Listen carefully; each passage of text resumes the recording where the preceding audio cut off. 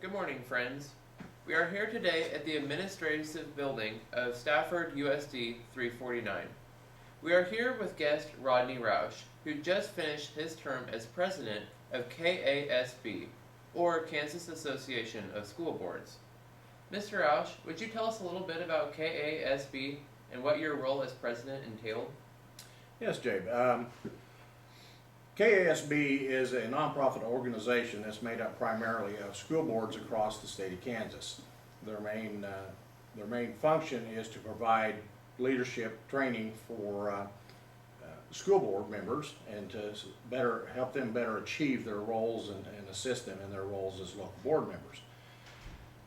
We do that in three ways. We have training, specific training for board members, either at seminars, meetings, specific whole board training. We're also venturing into district leadership team, training which takes in administration. There has been vast studies that show that those strong leadership teams greatly affect student achievement within a district. Second way that we try to assess the local board is through advocacy. We have an advocacy team that works daily in the Capitol with legislators on educational issues and testify many times throughout the legislative session. We also have a legal staff that is their specialty is educational law and also special education and labor issues. So those are the three main areas. We also have other areas that we assist and try to through maybe different studies to help that board member. So as president of the association, a lot like a local board president, I work with our executive director for setting agendas. We get the opportunity to attend a lot of meetings. I was a person this past year gone from Stafford over 65 days, traveled to lead a team of board members to Washington, D.C., where we met with members of the House and our senators. We also traveled to Detroit, Chicago, and Colorado Springs, all on educational issues. Oh, wow. So, what made you decide to want to be president? Well, that comes from a long belief of mine that if you're going to be part of a community, you need to be part of the community. You need to be involved in it, whether it's in city council, your PTA, your church, your school board, and whatever. And when I became a school board member at Stafford almost 16 years ago, started attending functions of KASB and noticed the training and the knowledge those individuals had, and that was a desire of mine to just have more knowledge, so I knew that when I was sitting at this board table, I would make a better and informed decision. And throughout that this opportunity, I have brought things back. You can ask Dr. Taylor or the other administrators. At any time that I'm gone, I always will try to bring something back that might be something new and innovative in education. I see. What do you think was your greatest accomplishment while serving in office? Well, as I said, as we lead, we also try to lead a team. So while I think the association had three great accomplishments this year, not solely because of me, but because of an excellent team of staff and other members of our board up there. The first one, we had a change of leadership in our executive director up there, and when we hired Dr. John Heim, I think it's a highlight of the year. We've had a very smooth transition from a long-serving executive director in John Kepke, who had been there 27 years, established a great foundation for the association. Second thing, this year we had a funding committee. This is the first time that the association has ever taken on anything of this level. This committee was conceived, and there were 20 board members, school board members. I believe there were 6 superintendents, and we had various size schools, and with as we all know, the funding issues that the state is currently in, we tried to walk as part of our homework. We definitely had homework was to walk a mile in somebody else's shoes. And knowing that we had large, small, rich, poor, we have come to some very good consensus on things. Which brings me to the third thing.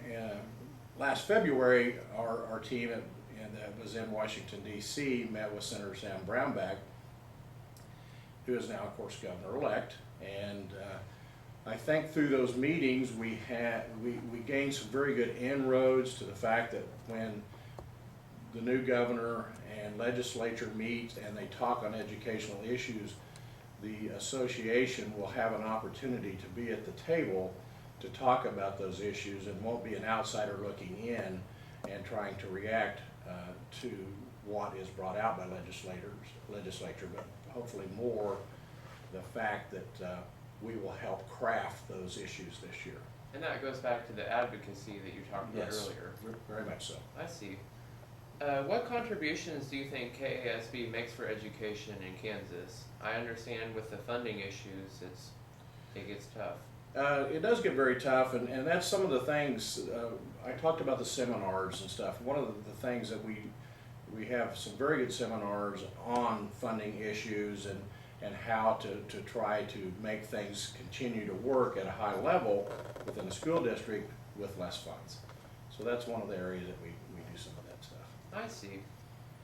What was the most meaningful event that you experienced while you were in office? It sounds like you went on a lot of really neat trips and had some really cool functions. Yeah, and there were some very highs. I will have to tell you the very start of my term was probably a very big low. We had a very long-term employee who was the lead attorney, and her and I were very good friends. And she had an aneurysm and passed away 10 days after I took office. So definitely the year started on a low. But as I told you, in the opportunity to go to Detroit, one of the areas that we attended was an African American museum. Took us through that, and it took you from the point of being in Africa as a slave through, I mean, they had very life-size dioramas of ships, and that was a very moving visit. Of course, anytime you get to go to a national convention, you get to meet very impassioned people about education. Yes. Colorado Springs, for me, a highlight almost of a life was the fact that because of the group we were invited to a tour NORAD and got the opportunity to go into Cheyenne Mountain. They don't do that normally for military people. And to go inside a mountain and see 3-story buildings and things was phenomenal. And they talked about how education affected the things that they did militarily. I see. That's very interesting. What word do you have for students that are looking for ways to get involved in their community as you have in yours? As far as an association, I don't know of anything that we directly do that way. What's the best way a student could get involved in his community? Oh, just take a leadership role within his school. Definitely, I would see that would be a very positive thing. I know here locally our FFA is very strong, and the kids there that do things. But just step out and be willing to volunteer and do some things and be a part of the community. I see. Well, we want to thank you for your time today, Rodney Roush. Thank you. It was very nice talking to you. Well, I appreciate the opportunity to talk about education. It is definitely a passion of mine, and that all kids throughout Kansas and the United States have that opportunity to a good education, no matter where they live. I see. Yeah. Thank you. Thank you.